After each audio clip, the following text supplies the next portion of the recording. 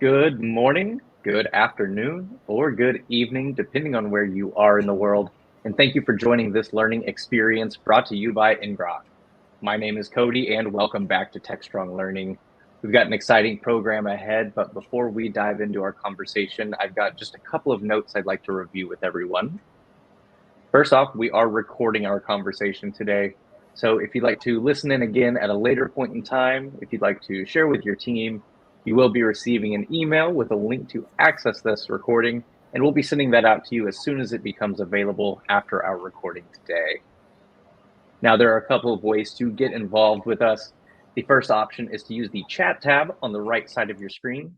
So when you find that chat tab, I'd like you to let us know from where in the world you are joining us from today. Now, if you have any specific questions, we want you to submit those to the Q&A tab on the right side of that chat section.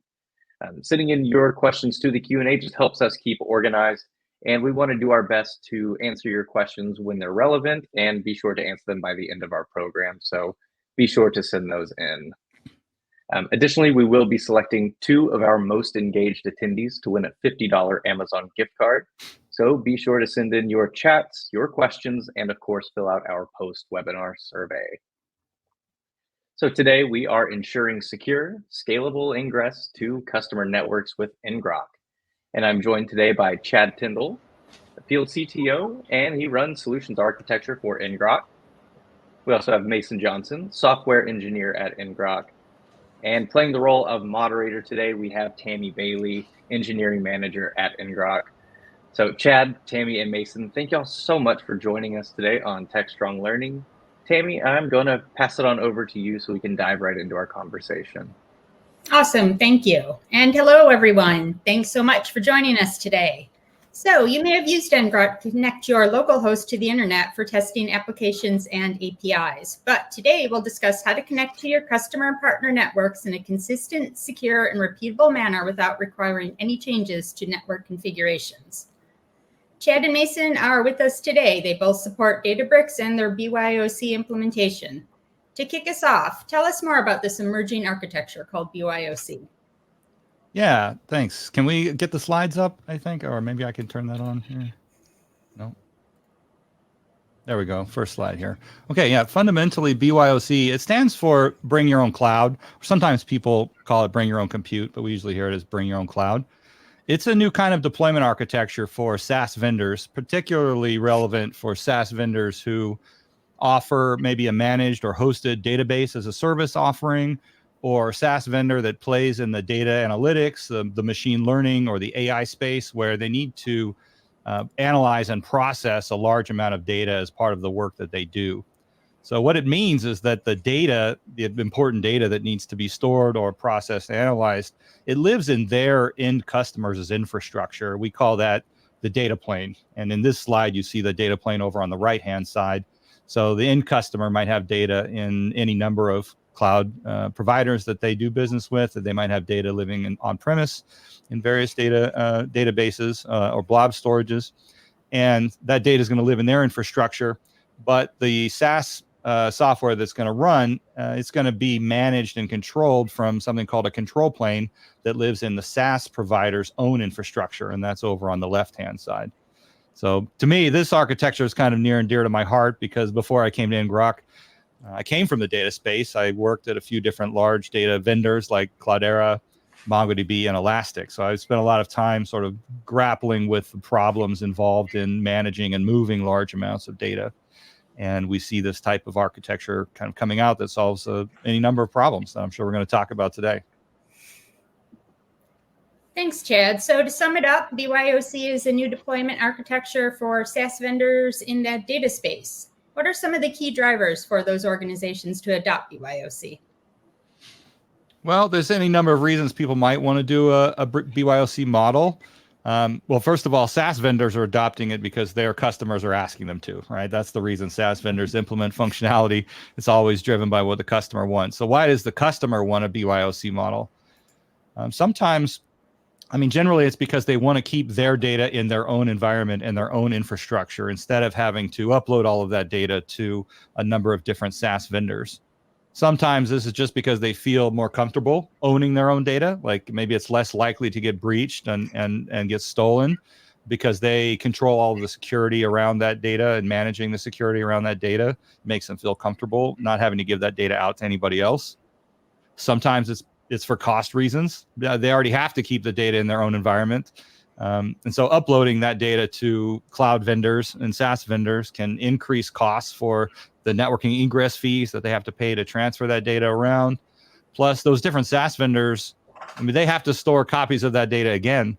And the costs for those extra copies, of course, are going to get passed back to their end customer in the end for those extra copies. And maybe a less thought about reason, but one that does come up from time to time is this issue of data latency. If the analytics can happen where the data already lives without having to move it around anywhere, especially when we're talking about large amounts of data, terabytes, hundreds of terabytes, petabytes of data we see, then it can be processed immediately instead of waiting for that data to be moved somewhere else. So those are some of the reasons I think that we see customers wanting their SaaS vendors to adopt this type of architecture.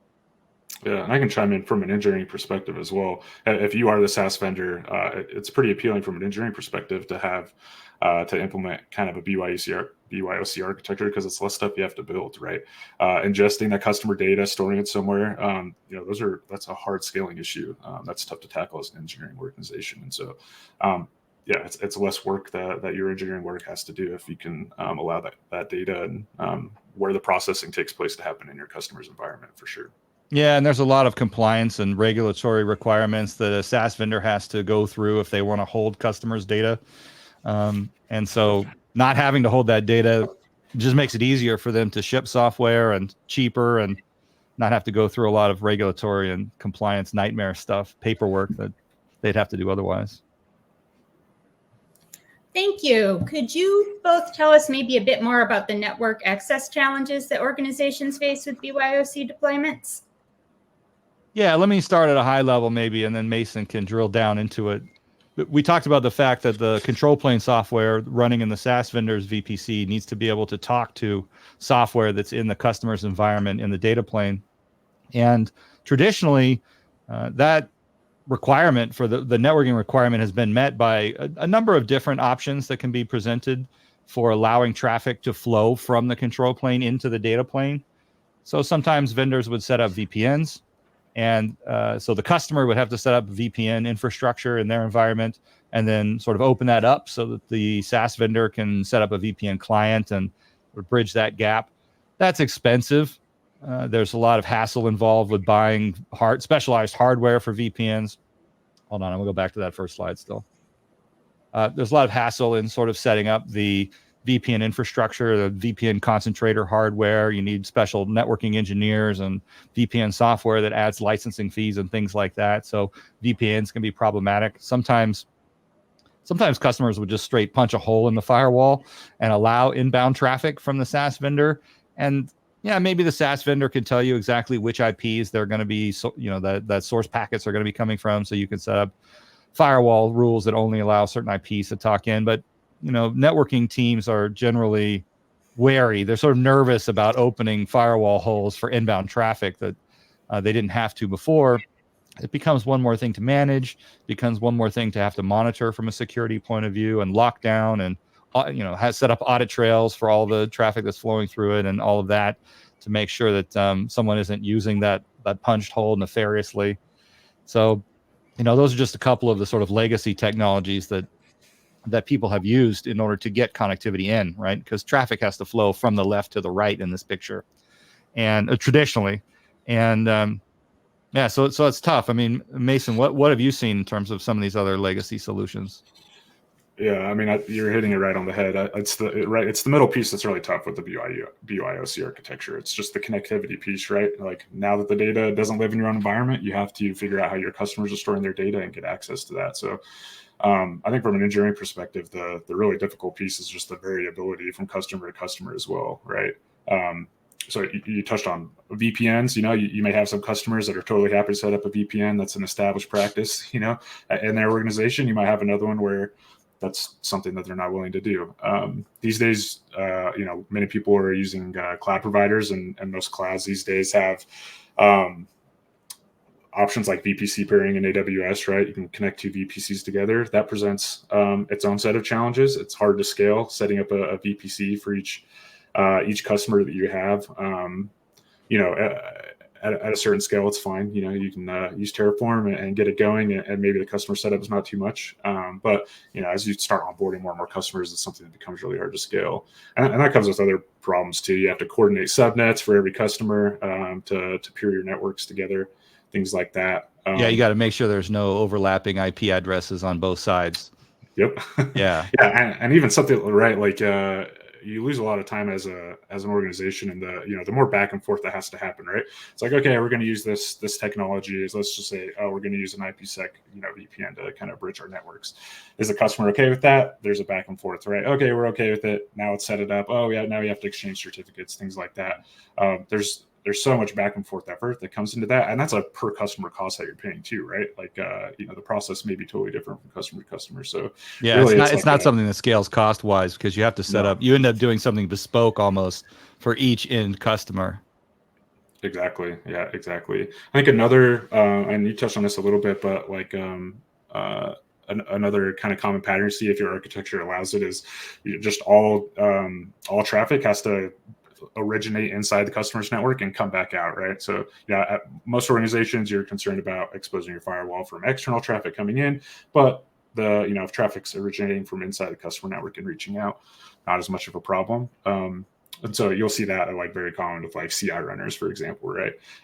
There's some limitations there too, right? So that's a pretty good choice, or it's an easy option if you have something like an architecture that's suitable for like polling, right? So like, hey, I have something that's running a customer network. It's going to check in every 5 seconds and ask for some work to do, and it's going to go do the things and checks in. But like you mentioned earlier, that's pretty tough to accommodate, like real-time processing, getting things done quickly. You add some latency in there, and then it really does constrain your architecture, right? You have to build around that limitation.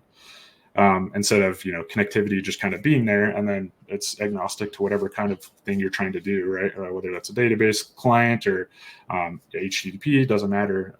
So having something that's a little more, that doesn't constrain your architecture like that can make it the engineering. Yeah, it's also it's not just a complex bespoke solution for each customer. It's also different depending on which infrastructure the customer is running in.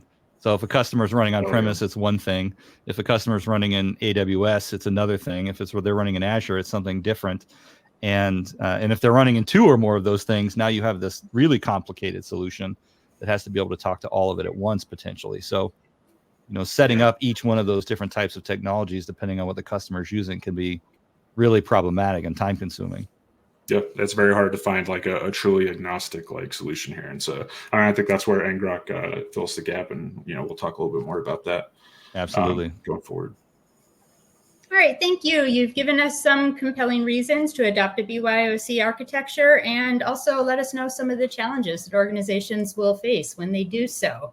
So let's shift focus now and talk more about our customer Databricks. Chad, can you give us an overview of the company and the services they provide?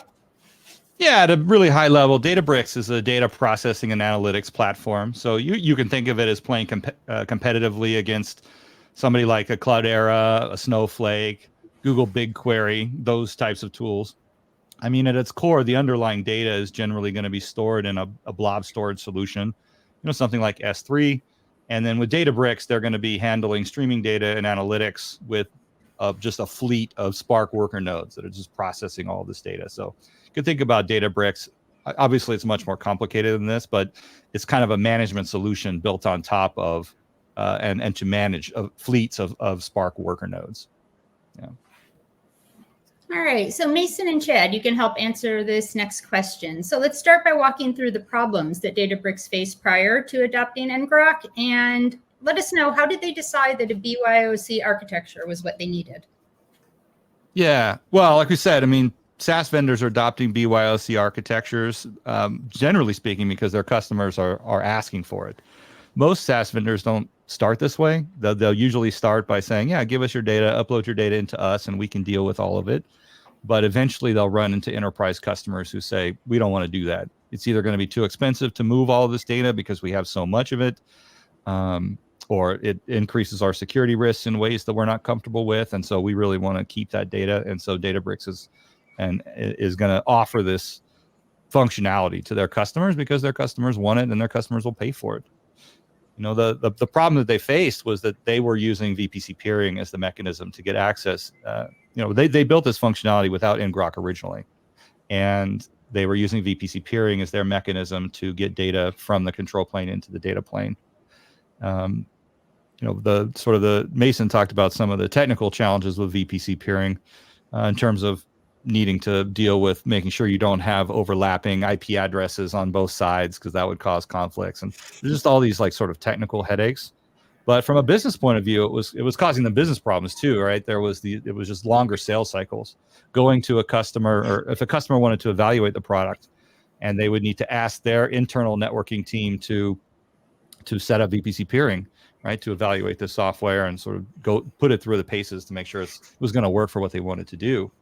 And so that would elongate the sales cycle, right? And SaaS vendors, they want to shorten the sales cycle. They want to bring that sales cycle down into days or weeks instead of months, if possible.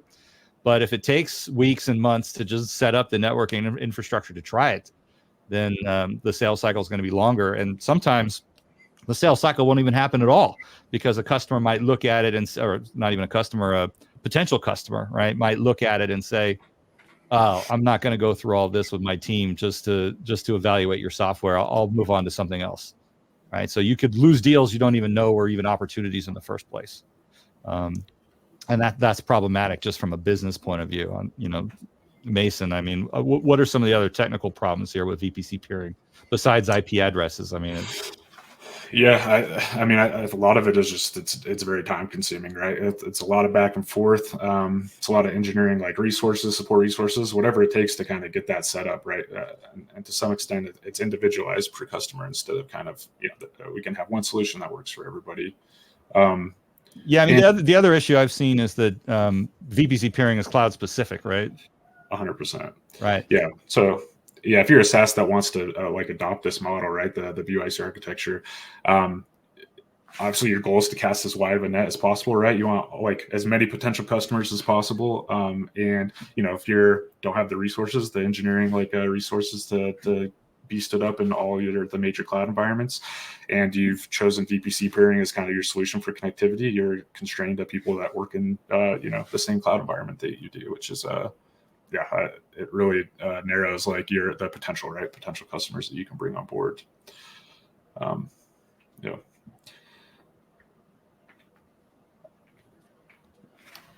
Mason, as the lead engineer on the Databricks work that we've done, can you tell us more about specifically how ngrok helps solve Databricks' problems?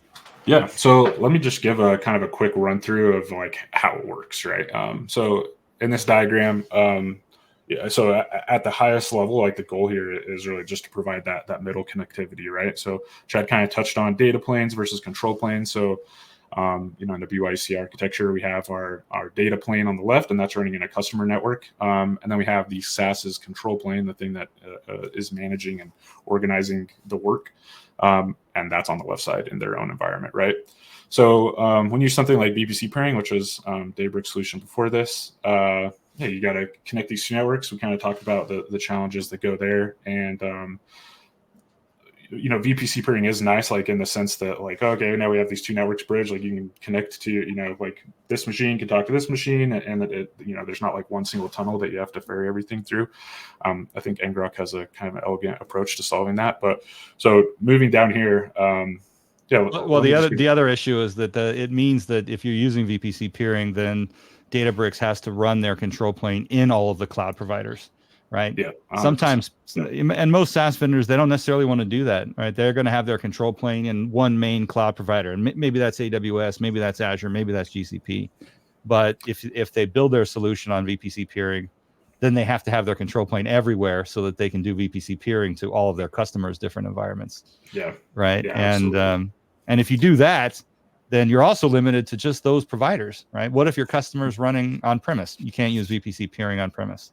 What if your customer's running in one of the non-cloud provider that you don't support, Maybe they're running an IBM cloud or Oracle cloud or something like that, right? VPC pairing is not going to work for that either. So it just constrains the number of customers you can work with for that reason as well. Yeah, absolutely. So if you're familiar with the Databricks product, I'll kind of run through like how ngrok actually gets set up. So basically, so Databricks, like Chad mentioned earlier, has this concept of clusters, right? So these are like a cluster of Spark nodes that are actually running analytics on the data that you're storing or you're trying to run analytics on. And so when you launch a cluster in Databricks, it launches that into your own VPC, right? Or so the customer's VPC. And when that happens, an ngrok agent is kicked off.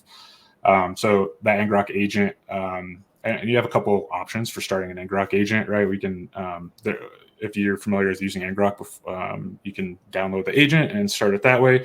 We have SDKs that you can build right into your application to start tunnels. The way that it generally works in the Databricks environment is like when their cluster spins up, it'll install like a systemd unit that just keeps the ngrok process running. So once you have this ngrok process running, it establishes several tunnels back to the Databricks control plane. If we look at, if we look at that other slide, yeah, this one. So this gateway that we have here on the bottom slide, yeah, so this ngrok process is establishing a bunch of these tunnels over back to the ngrok, so the ngrok installation that's running in Databricks.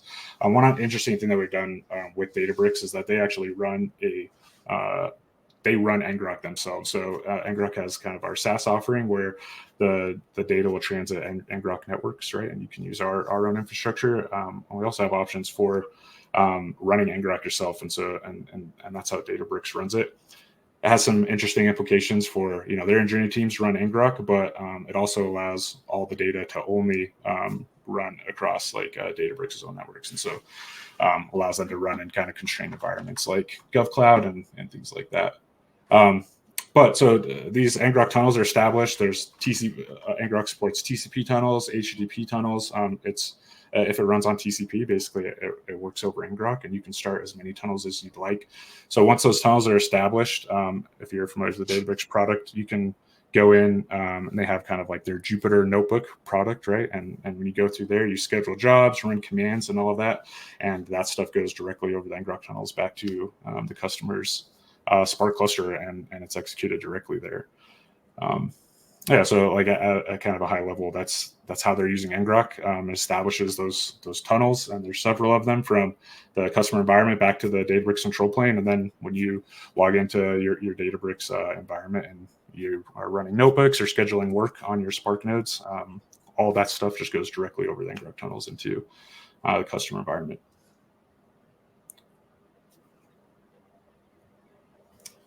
Yeah, so I wanted to just call out really quickly what, at a high level, what ngrok really does, right? Because we talked about the difficulty, traffic flowing from left to right means that the right side, the customer side, needs to open up, firewall holes or VPNs or whatnot. What ngrok actually does is establishes an outbound connection into the ngrok platform. So IT teams in the customer's environment are generally much more lenient and much more permissive around outbound connectivity than they are around inbound connectivity. Systems always need to be able to talk out to the internet for various reasons, right? Maybe they need to get software package updates. Maybe they need to, search something or whatever it is. So it's generally much easier to go out than it is to come in. And so ngrok establishes that outbound connection from the customer's environment inside the data plane, right, into the ngrok platform. And then the control plane can send control connections and instructions back over that tunnel. And that's why ngrok simplifies this solution, right? And it does it in a way which is cloud provider agnostic. So it doesn't matter if the customer is running on AWS and the SaaS provider is running in GCP. ngrok is this sort of middle bridge that allows all of that to just work the same everywhere. Doesn't matter if the customer's on premise. It doesn't matter if they're in a different cloud provider. Doesn't matter if they're in 3 different cloud providers, right? The ngrok agent is going to establish that connection, and then the SaaS provider can talk back over it. And also, it's not only, it's agnostic from where the customer's running, but it's also agnostic as far as protocol, right? I mean, you can run a database client or database connection directly over an ngrok tunnel, and along with like just regular HTTP, right? So it's agnostic in that way as well, which really does a lot. Like if you're building this system out, it doesn't constrain architecture, right? You're kind of free to make decisions like as you want, and you can just assume that the connectivity will be there, which I think is, it's a big help to when you're kind of designing these systems, right? That you don't have to worry about connectivity is just kind of like, oh, that's just, it exists now because we're having ngrok handle it. And so, yeah, these are protocol agnostic tunnels that can just copy bytes from one place to another. Excellent. We have a question from the audience. Maybe we can answer this before moving on. Absolutely.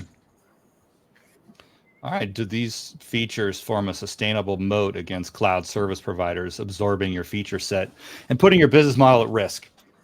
Yeah. So if you're a SaaS vendor, you're always worried about someone like Amazon or Azure, creating a competing product and just stealing your business away from underneath you.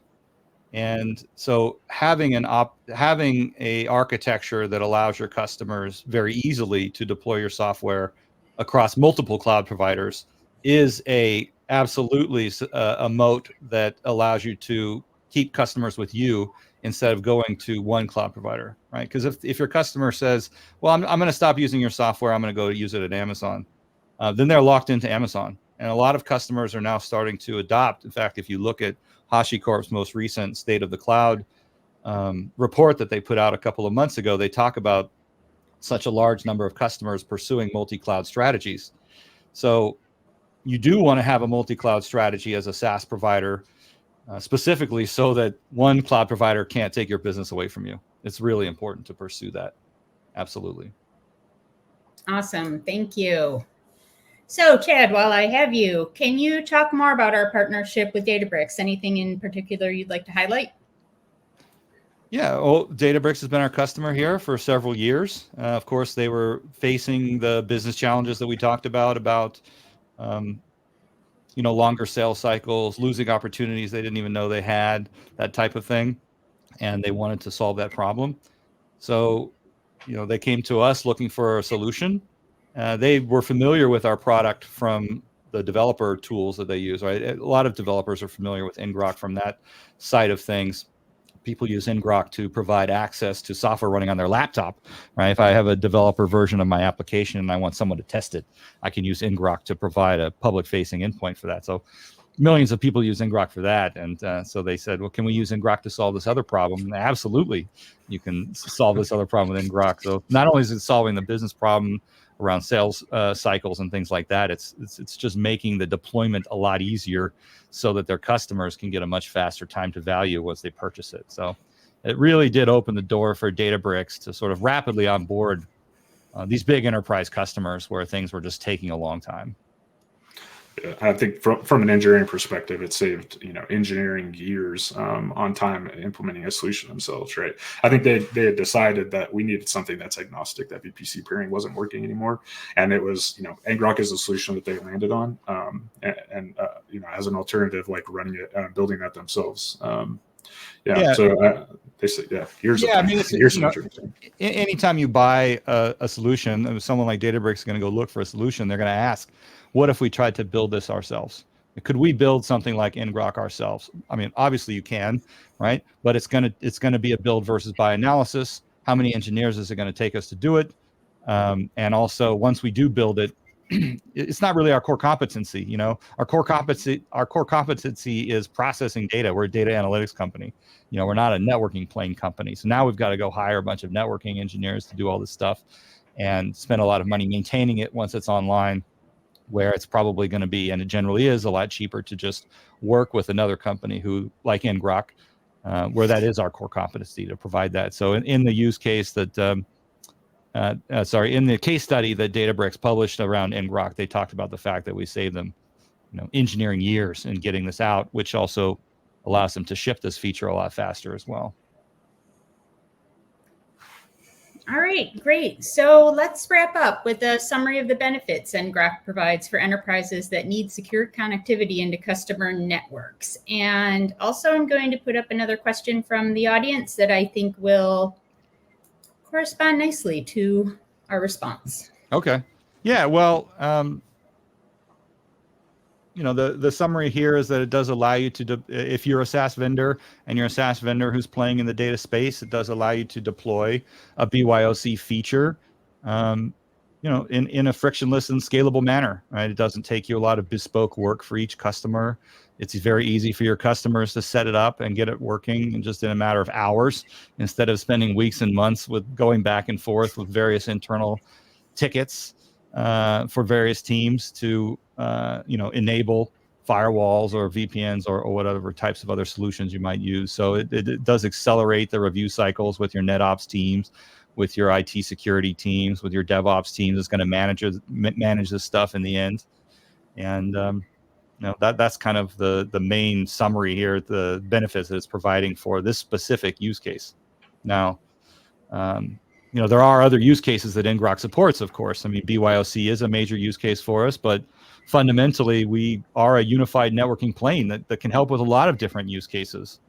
Of course, there's the original ngrok use case we mentioned earlier about taking software that's running on your laptop and making it available on the internet for testing, or webhooks and testing those.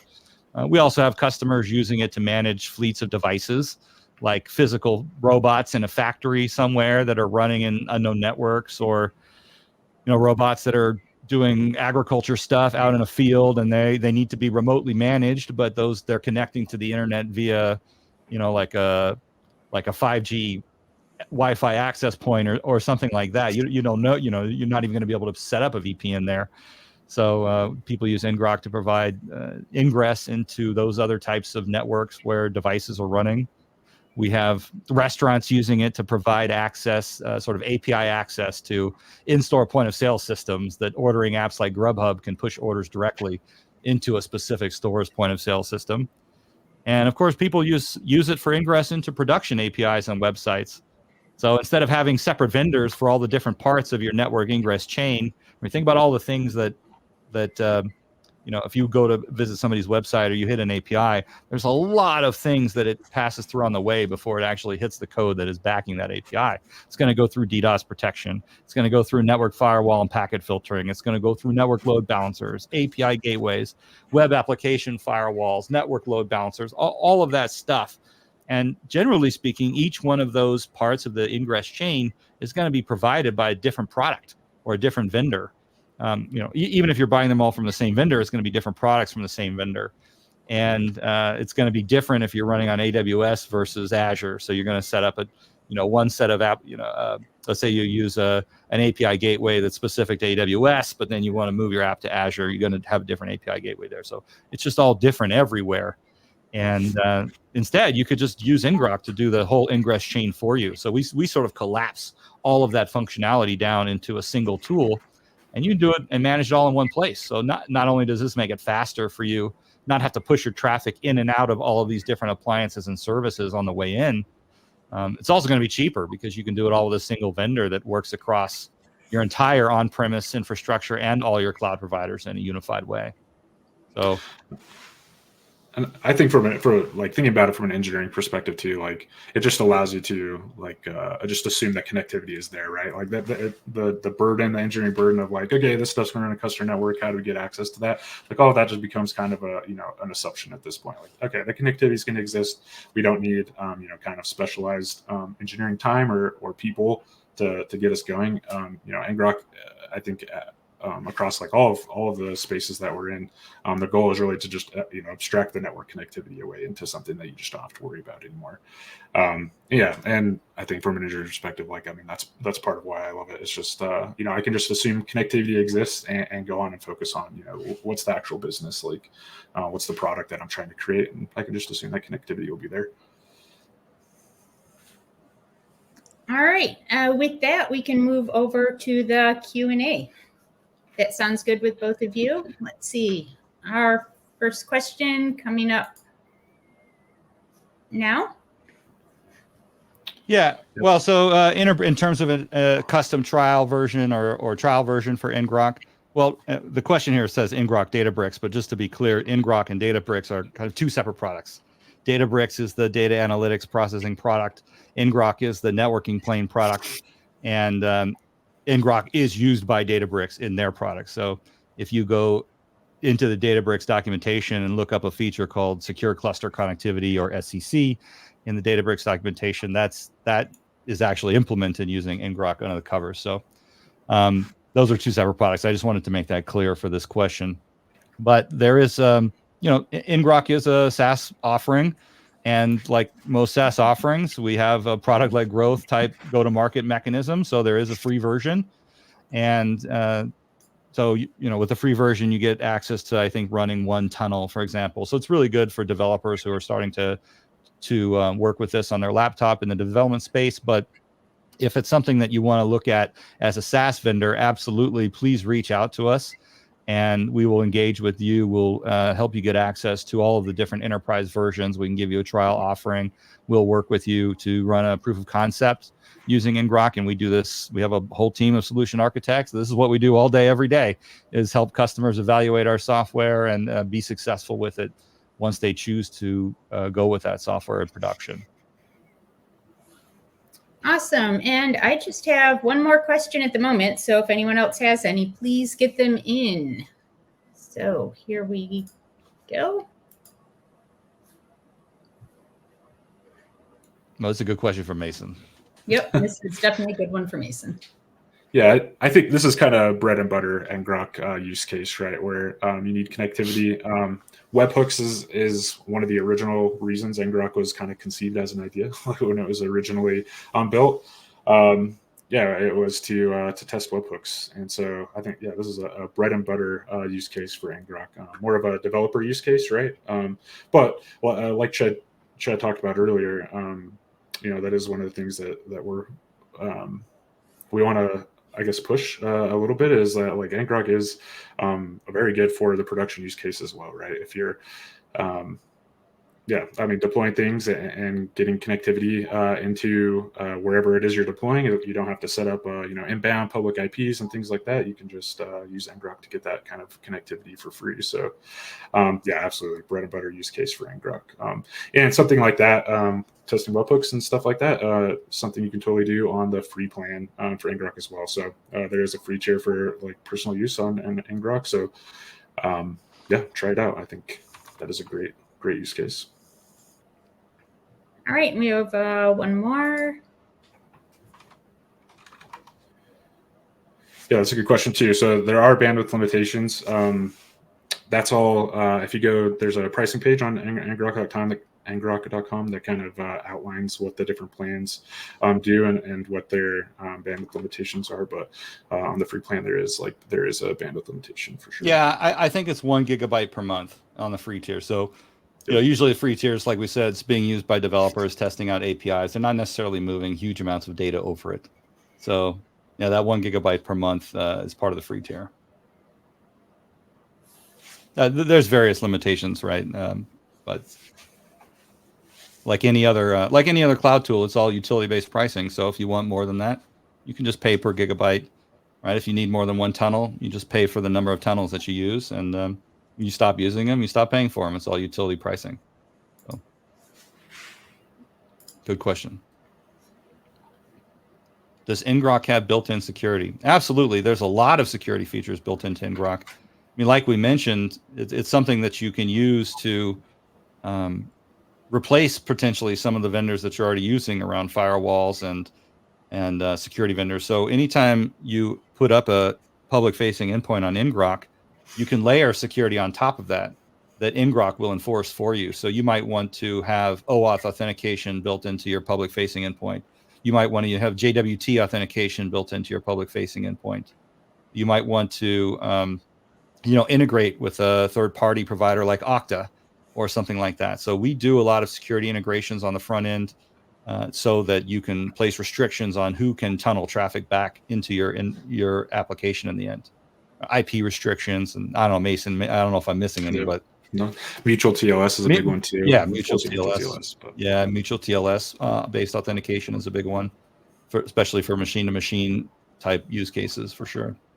Yeah, I mean, if you're trying to expose Yeah, I kind of touched on this a little bit earlier, but you could set up an entire production application without any public IPs, right? Whether that's running on premise or like even if you're in a cloud provider where it's not too hard to get a public IP, obviously, if you're running in AWS, but that's just another layer, right, that you don't have to worry about anymore. You can run in a private VPC with no public endpoints and use ngrok to expose your application that way. So it's definitely a good thing, a good way to reduce your attack surface there and not having public endpoints at all. Yeah, and that kind of sort of segues into this next question around, do we add data encryption for data that's unencrypted? So yeah, absolutely. If your backend service doesn't support HTTPS, for example, and a lot of times people just running on their laptop, they're not going to go set up an SSL certificate and set up a DNS entry and get certs signed by Let's Encrypt or some other public CA that everybody knows about. Right? They're just going to run a Python application or a Node.js application that spits out unencrypted HTTP. When you put ngrok in front of it, you can have ngroks, and by default it will do this, right? Add HTTPS to the front of it, or you can make it do TLS if it's a non-HTTP protocol. So you absolutely can have ngrok layer encryption on top of applications which don't natively support it, and people do that today. A lot of times. So, I was working recently with someone who is a provider of elevator management software, right? So office buildings will have key cards, right, that you have to swipe so you can get into the floor that you go to. And all of that's the credentials for that. Say this person, Chad, has access to the 34th floor on this building, but none of the other floors, and definitely no other buildings. Then they need to push those things down into the elevators. So a lot of times these underlying embedded systems like an elevator control system, they were written a long time ago. They were written before people were widely using HTTPS or TLS. And so a lot of times so this customer wanted to use ngrok to actually add HTTPS on top of this legacy protocol, which didn't support it. And so we see people doing that type of stuff a lot. Do we have red team testers? Well, we have of course, security is job one here at ngrok. People need to rely on our service, and they need to trust that it is secure, especially for those workloads that are using us specifically to secure their endpoints that don't have security already. So, of course, we have a whole security team here, and I mean, I don't know, Mason, I don't know if we want to dive deeper into that, but of course we go through an extensive security review process. Enterprise customers want to see our test plan. They want to see from our auditors what security tests have been run. They want to see the reports of pen testing that was done by third parties, and we do provide that for customers that we're entering contracts with in the enterprise space. Yeah, I think just calling out that like we have SOC 2 certification or compliance being the big one. So yeah, and you can always go to trust.ngrok.com and see all of our compliance documents and pen test reports and everything else that's available in this sort of related to this question. Trust.ngrok.com.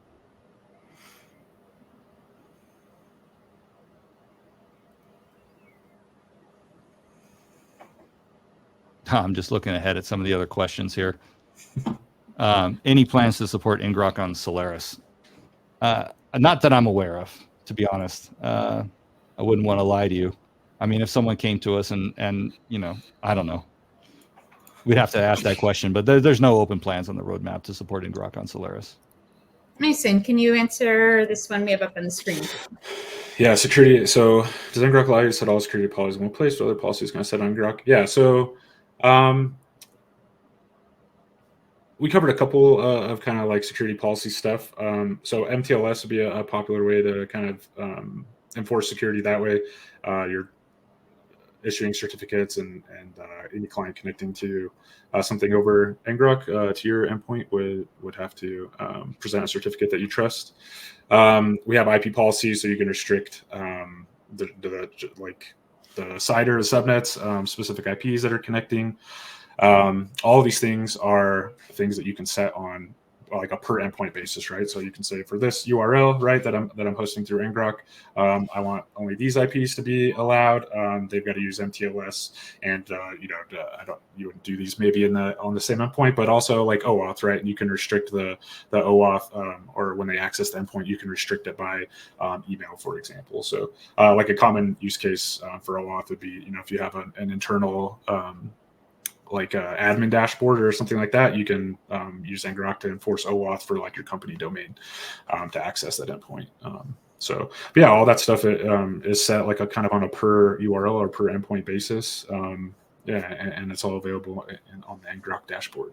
So yeah, I'd say in addition to the access control mechanisms that Mason was just talking about, because all the traffic, one of the nice things about using ngrok and centralizing all of your traffic flows through ngrok is that it gives you just an easy place to put a network tap in to, send data off into your observability platform, right? So, security policies are not just around who can get in, but also you want to be able to see that data. You want to be able to monitor that data. You want to be able to analyze that data and audit that data. And that's super important. So ngrok provides the ability to send that data, let's say, off into a Kinesis data stream, or you can send it into a fire hose and send it to S3 and analyze it using any security product that can see data in S3. We have a plugin to work with Datadog. So if you use Datadog as your observability vendor, you can send the data into Datadog, build dashboards around it, and run any sort of analytics in Datadog that you want to do.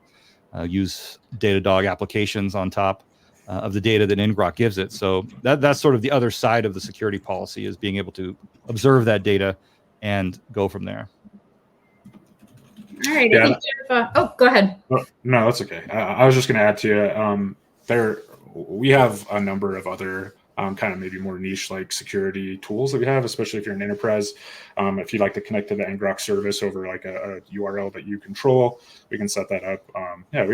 There are additional security features as well that are more catered to kind of bigger enterprises as well that I'd love to talk to you about. So okay, let's see, we have a few more questions here. Yeah, I mean, we kind of hit on this earlier, but because ngrok is a generic networking plane solution, it isn't limited to these sorts of use cases of SaaS vendors using a BYOC model. People use it to manage fleets of devices in different infrastructures. The devices might be running out in the field somewhere in a factory, or literally like in a field, like a farm, with who knows what kind of internet access. And so, anytime you need to access a device that's in a network that you don't control, then that's hard. That's a hard problem to solve. And ngrok makes that very, very easy to do. So, the other examples, like I said, the stores who have a point of sale system. Again, like if you're a franchise store and you have tens of thousands of stores, each one of those stores might be owned by somebody different. And just someone like me might open up a McDonald's or a Dunkin' Donuts or something like that. Well, those stores are going to have internet access that's provided probably by like a cable modem, right? Whatever ISP is servicing that neighborhood. And there isn't generally just complex networking infrastructure in every store. And so getting access from the outside into a point of sale system, because you want to provide Grubhub or Seamless or one of those applications the ability to send an order to a specific store, that's hard. And so you can use ngrok to provide access to that point of sale system from the outside, which makes things very easy. Yeah, I'll just add on, like, outside of kind of the getting access to customer environments use case, pushing pretty hard going forward on kind of a web gateway use case as well, where you offer features to rewrite URLs, redirect traffic to different backends, load balancing, and kind of more web-based or things that are going to be helpful for web development and stuff that you'd expect from something like an API gateway. We already support the JWT authentication, which is an API gateway type feature. Keep adding more to that. All right. So where can people go if they want to learn more about ngrok? ngrok.com is the place. Of course, you can access, tweet at us. You can find us on any LinkedIn, on any channel, really. But if you come to ngrok.com, you can contact us through there. There's a contact us form, of course, if you want to talk to somebody. And that's the easiest way, the easiest one to remember for sure. Yeah, and we have a community Slack as well, which I'll try to find a link before we put it in the chat before we end. But that'd be if you want to just kind of a low stakes environment to ask questions or get some help too. Community Slack's a great place to do that. Yeah, if you go to ngrok.com/slack, that's hard to say. ngrok.com/Slack, you'll see the invite to our Slack community. Oh yeah, I'll drop that in chat. So. All right, that's all for the questions that I have. Thank you both for your conversation, and I believe we'll turn it back over to our host. Great. Thank you, Tammy, and Chad, Mason. Thank you both as well for joining us today. It's been such an action-packed 50 minutes, and we were absolutely able to cover almost everyone's questions. So, Tammy, thank you so much for doing that for all of our participants. Of course. Thank you. Before I let everyone go, I've got just a couple of reminders. Today's session was recorded, and you will be receiving an email with a link to access the recording on demand. You can also find it on the DevOps website. That is devops.com/webinars, and it will be in the on-demand section. An additional reminder, we will be contacting 2 of our most engaged attendees to win a $50 Amazon gift card. So be sure to, at this point, fill out our post-webinar survey, and you will be eligible for that drawing. I would like to thank ngrok for sponsoring our program today. And to everyone who has been here with us, thank you so much for your time. We appreciate you, and we hope to see you at a future TechStrong Learning experience. Before I release you, I do just want to confirm that the ngrok.com/Slack, that is there in the chat. So feel free to click that before we close things out. Once again, Tammy, Mason, and Chad, thank you all so much. Thank you for having us. And thank you everyone for attending.